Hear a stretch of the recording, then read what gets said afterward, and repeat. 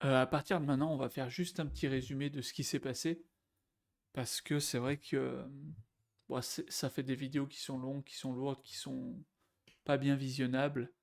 Et puis, quand j'upload sur YouTube, c'est long, ça met longtemps à avoir les sous-titres, etc. Donc voilà, on va faire court, et puis ça sert vraiment pas à grand-chose maintenant. Si vous avez vu une vidéo où je résous des problèmes, bah, vous les avez toutes vues. Évidemment, je progresse, mais bon, l'intérêt, je pense qu'il n'est pas vraiment là. Donc aujourd'hui, qu'est-ce qu'on a fait? On est arrivé jusqu'à la tâche 29. Donc on a fait les grids, on a fait les documents upload, on a fait les calendars et les skills. Sachant que là, je suis encore en train de travailler, enfin, Claude est encore en train d'améliorer les documents. Le calendar, j'ai pas tout testé, et WhatsApp, j'ai pas encore testé du tout.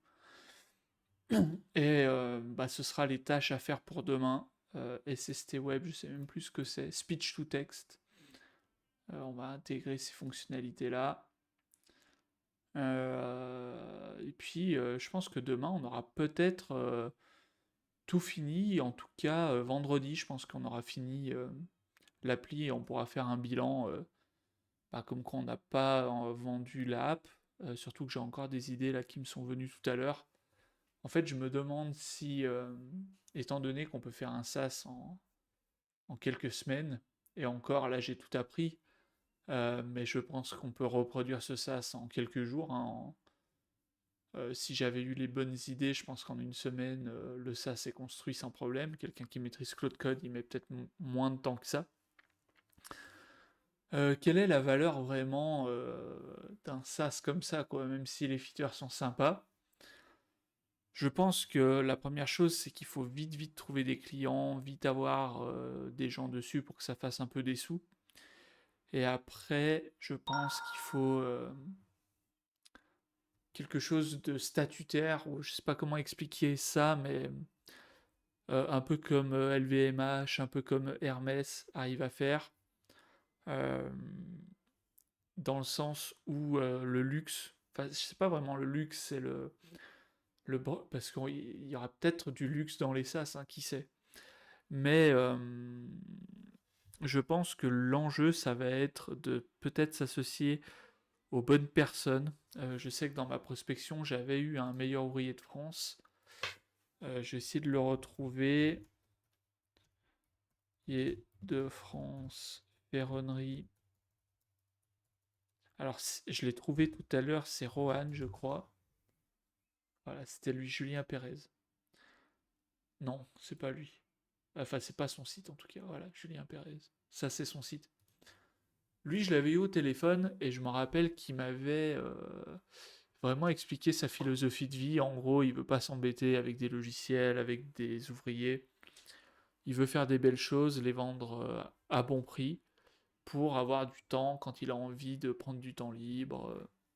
Ce qui est vraiment, je pense, une bonne philosophie. Et ce genre de prestations haut de gamme qu'il fait, je pense qu'elle pourrait très bien être organisée dans un logiciel comme celui-là. Alors là, faites pas attention aux images, hein, c'est des images, voilà, pour tester les fonctionnalités. Et en fait, j'imagine bien un logiciel comme celui-là où les clients pourraient aller sur le site et chatter, voir où en est euh, leur, euh, leur réalisation. Il pourrait avoir des comptes rendus, des choses comme ça. Lui, il pourrait faire des choses sympas pour ses clients.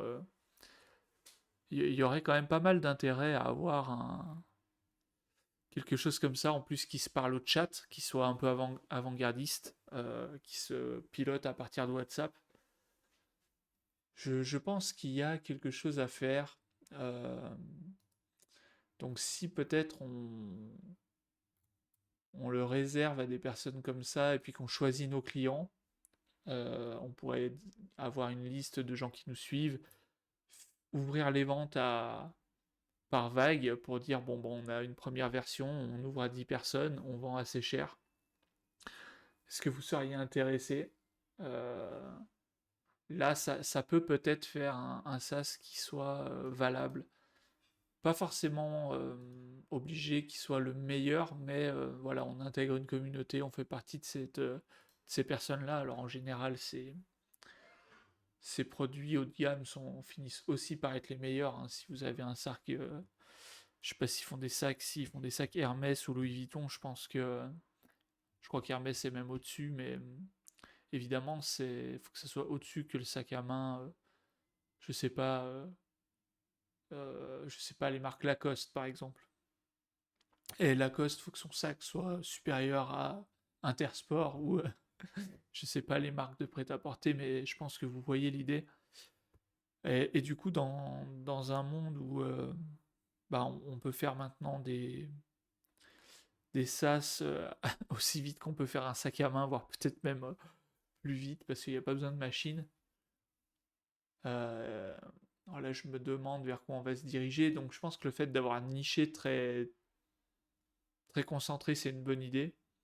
Peut-être maintenant, l'autre bonne idée, c'est de trouver des personnes avec lesquelles s'associer pour faire des choses haut de gamme. Donc, est-ce que Julien Pérez, je le contacterai pas pour savoir comment il trouve mon logiciel et qu'est-ce que lui, ça pourrait lui apporter? À voir. Pour le reste, bon bah qu'est-ce qui a été implanté? Si on peut faire un petit tour. Bon, ce matin, on a fait déjà le tour des grids. Alors là, il vient de réinitialiser, il est encore en train de travailler. Alors des fois, c'est long, je sais pas pourquoi. Mais en gros, quand on va sur un chantier,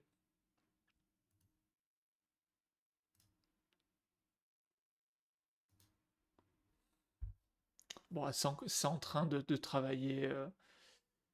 Donc là, c'est pour ça que ça rame, c'est pour ça que là, on a Claude qui est en train de faire les documents. Ça, c'est sur la page chantier, donc je pense que c'est normal que ça fonctionne pas pendant qu'ils sont en train de travailler. Bon, on va s'arrêter là. Et j'espère que à la fin de la semaine, on aura un produit qui soit assez présentable, qu'on aura résolu tous les bugs, implémenté toutes les features. Et voilà, on verra ce que ça donne.